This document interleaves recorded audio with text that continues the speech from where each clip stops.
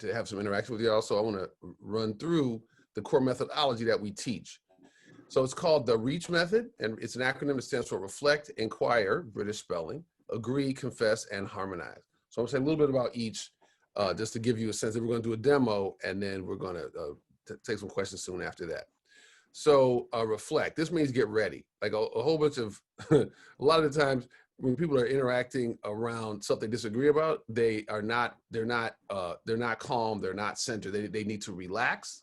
They need to rekindle their compassion for the person. So we teach methods of how to relax and how to decide to fill your heart up with good things about that person. And you want to, make sure your body's feeling rested and in a good situation, and then you're ready to engage. And you're also thinking like, I'm going to manage this. I'm not just reacting, I'm managing this conversation. So that's the reflect step. The next step is inquire. And inquire is about asking questions. So once you've clarified who you're talking to, you want to inquire how they feel, why they feel like they feel. So you want to ask them questions to elicit a story.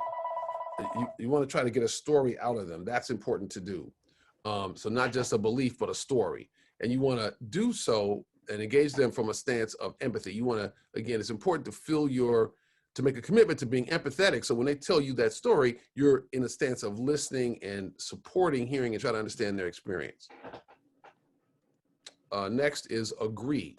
What you want to do in the agree step is to try to find something right in what they said and that you can really agree with. You want to demonstrate that you're not crazy. Like if you're trying to persuade them, for example, to vote, and they're not voters, they'll tell some story about them not voting, and you'll find something to agree with it. You want to let them know that you don't think they're crazy, that you're not judging them, that you have some level of alignment with them that you can acknowledge. We can make the slides available for later viewing.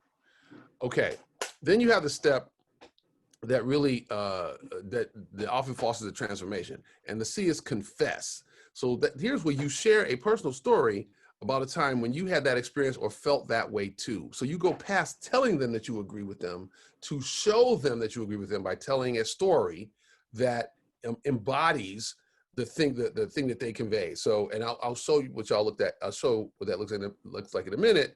But the core here is that you're going to reach people more by showing them and by telling a personal story than just by telling them something. So here's the confess step. And then last is harmonize. And there is, you tell another story that shows how you learn to think about the issue or a challenge in a way. So you're basically in a new way. So you're trying to invite them to new thinking. So you acknowledge on some level, you align where they are through the agree and the confess step. And then you try to invite them to new thinking by telling them another story that has the moral of which is basically conveys your point. And you try to invite them to that point. So whether the point is to get them to vote or to try to get them to vote differently, here's where you try to tell a story and perhaps do some other things to push them to influence them towards your side.